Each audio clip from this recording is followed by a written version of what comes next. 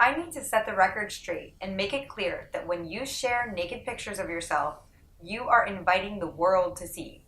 There has been a lot of recent media coverage about certain websites being used to share naked or provocative pictures of female Marines, and I want to make it clear I think the press has gotten this story dead wrong.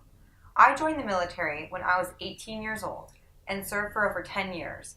I served as a JAG, and now as a civilian, I have spent years as a defense attorney for military members.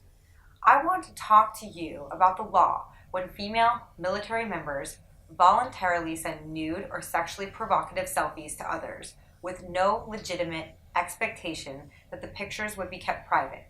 First, in the vast majority of situations, if you send someone a selfie, it is not a crime for the recipient of the photo to share it with others.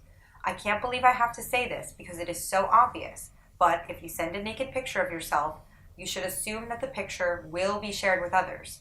Maybe once, maybe twice, maybe hundreds of times. Regret is a life lesson, not someone else's responsibility. Second, sexual harassment is a very real issue with very real victims.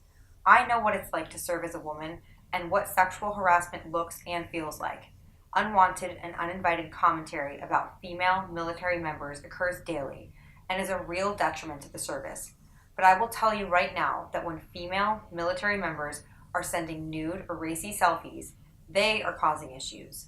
We need to remain focused that, for the most part, what they are calling a scandal is really just a bunch of young adults doing what young adults did freely and voluntarily. Now, let me be clear. The decision of people to share images of others on social media may be morally reprehensible and disgusting, but in most circumstances it is not a crime. You may have heard of revenge porn laws, but the overwhelming majority of these situations don't come close to meeting the definitions of the very specific acts prohibited by those laws.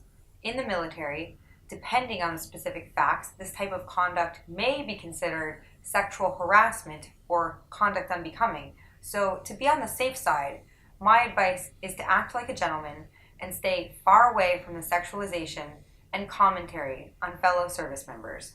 Sadly, I expect the fallout of this mess to affect the careers of hundreds of Marines and other service members.